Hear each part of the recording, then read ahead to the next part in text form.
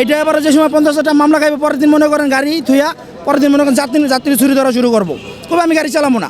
আমি গাড়ি চালাই 50,000 জমা জরিমানা দেওয়া সম্ভব না। তাহলে আমি এই ক্ষেত্রে আরেক ড্রাইভারের যাত্রীর মনে করেন চুরি ধরা শুরু করবো, কারণ যাত্রী তুই করতে পারবো না। আসলে বিষয় এটা হলে তো অবশ্যই ভালো হয়, কিন্তু ব্যাপার হলো যে সিএনজি চালকদের বিষয়টাও তো লক্ষ্য রাখা দরকার। আসলে কেন তারা যেতে চান না, এখানে কোনো হিডেন কোনো কষ্ট আছে কি না, কোনো চাঁদাবাজি বা এক্সট্রা কোনো ভর্তুকি তাদেরকে রোড পারপাস দেওয়া লাগে কি না, এটা গুরুত্বপূর্ণ। অনেক সময় দেখা যায় তাদের এক্সট্রা খরচ এত বেশি দেওয়া লাগে, তখন এই মিটারে চললে তাদের পোষায় না। কারণ নর্মালি মিটারের যে হিসাব এটা তাদের পোষানোর কথা, এটা আমাদের জানতে হবে যে আসলে এটা রিজনটা কি।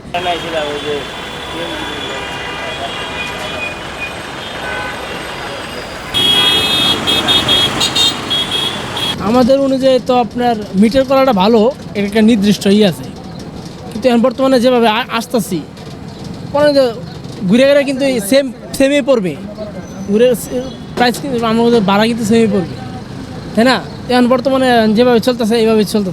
মিটারে ভাড়া হলে ভালো হয়, কিসের জন্য আমরা এখন তো তাকে মন করা ভাড়া ওখানে যে 200 টাকা ভাড়া 400 টাকা চায়, আমাকে বাধ্যতামূলক যাইতে হয়। আর মিটারে ভাড়া হইলেও তাকে তো ভাড়া আসলে মিটার যায় তা দিতে ওইটা ভালো হয়, গ্রাহকের জন্য ভালো। মিটার অনেক পোষাইব না, মনে মিটার ভাড়া পোষানো দেখবে মিটার ই করে না।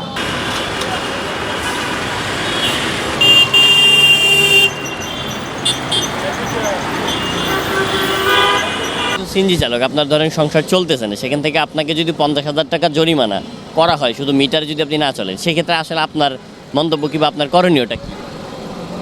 এখন ওই 50,000 টাকা জরিমানা করলে ভাই আমরা ভাসমুনি, নগদ তো নাগায় মরতে হবো, এমনি তো দেশে চলতে পারতাছি না।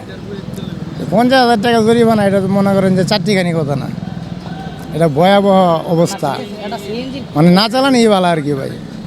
এই 50,000 টাকা জমা করতে দিব জরিমানা।